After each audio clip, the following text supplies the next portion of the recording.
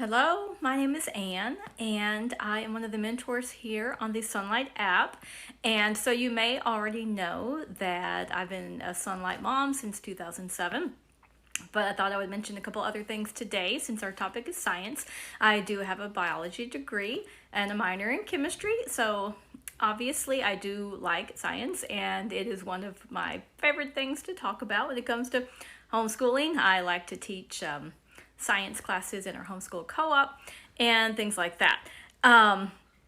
So as people join on, if you all would like to share your favorite science topic or your kids' favorite science topic, that would be a lot of fun. And it is actually true that there are many things that drew me to Sonlight when I was looking for what homeschool curriculum I wanted to use. And one of them actually was their science. And I loved how even at the pre-K level, they had these amazing science books. And they did not have the preschool level when I started with Sonlight, but now they do. And it has some amazing science books too. There is one in the preschool level that's a little flip the flap book about your body.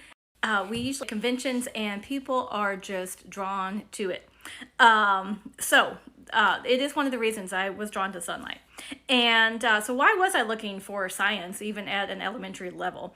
Well, I used to teach science in the high school level. And I enjoy teaching science to other people's kids. And so I just kind of wanted to make sure I taught science to my kids too when we started homeschooling. And some of the things I feel are important about homeschooling, not homeschooling, about doing science in your homeschool, is that science enables you to explore the world around you. And think about all the questions that your kids, especially when they're young, all the questions that they ask. Why this and what about that? Aren't they all related to science? They really tend to be. And studying science helps you develop critical thinking skills because there is so much cause and effect that you learn when you are doing science. And when you are doing scientific investigations, you are using the scientific method perhaps, where you learn that you can change a variable and then you can see what the result of that is. And it really causes you to think critically about things. And another thing I love about science is that you learn so much about God's creation. So much that you would not learn about otherwise. And science actually brings all of the other subjects together if you think about it. History, language, and math actually all come together when you study science. And I am not immune to this. I know many of you get this in your homeschool when you're doing math and you are asked multiple times, why do I need to learn this? When am I going to use this? And one of the answers is actually, in your high school science classes, because chemistry and physics are very math-based things where you actually use the math that you have learned to do things. And I think it was really neat to see that come full circle. So speaking of experiments, it's a popular question among homeschoolers. Do I have to do these experiments that come with my curriculum? And my answer is you don't have to do all of them, but it really is important to do quite a few of them.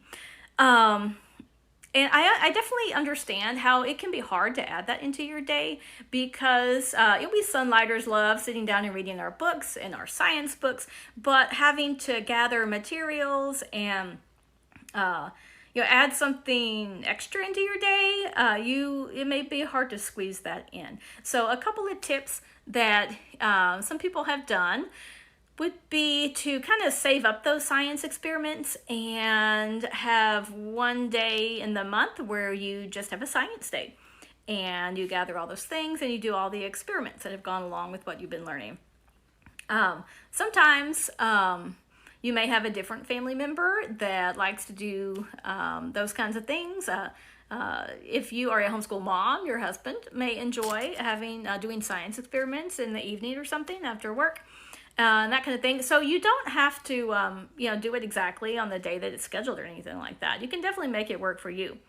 You could also do science experiments in a co-op if you have any friends and do something kind of informal, just get together every now and then and do some fun things, and you could contribute some science experiments to doing that. If you have a more structured co-op, you could offer a class where you do the experiments, and I did end up doing that when my kids were middle school and high school. Whatever they were going to be doing for science lab, I would just offer that in the co-op because it really is fun to do a lot of those things in a group setting. But with that being said, we all know it is not uncommon for you to be doing a science experiment and for it to completely not go as you expected it to. And now it's true in true scientific research, like if you're, some college researcher or researching for a company, you do expect a certain thing to happen, but you really don't know for sure. You make your hypothesis and then you got to do your experiment to see if that's really how it turns out to be. But most of the pretty much all of the experiments that you will do in a school setting have been done before and do have results that you would expect to get, because typically the purpose of doing those experiments is to show something about what you've been learning in your science book. But it's happened to all of us where whatever goes on in the experiment, the results do not end up being what we expect. So what do you do in that case? I actually have a list here of what you do when that happens to you. So first, you need to realize that it is an opportunity for thought and discussion and thinking scientifically. So the first thing you might want to do is retrace your steps. See if there is something in the procedure that maybe you did not do correctly.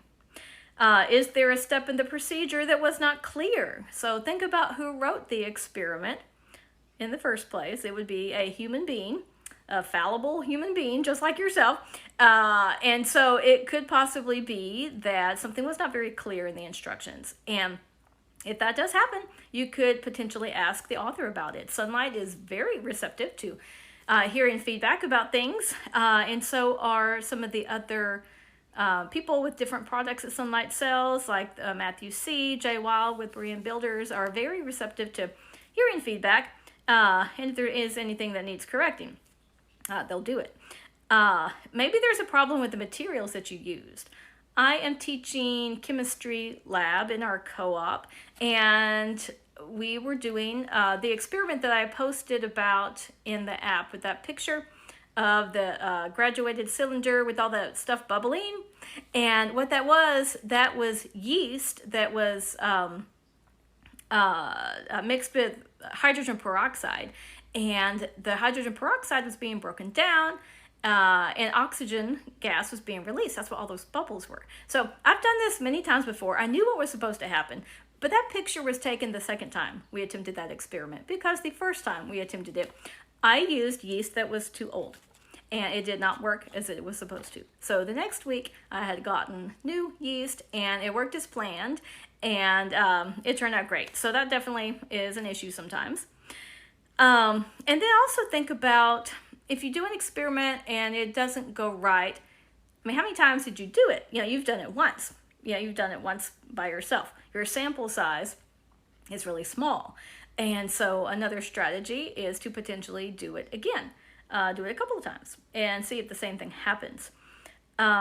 Here in the app, there are likely to be other families that are doing the same level of science that you are. So if this is happening with one of your Sonlight experiments, you could get on here and say, hey, what happened to you all when you did this experiment?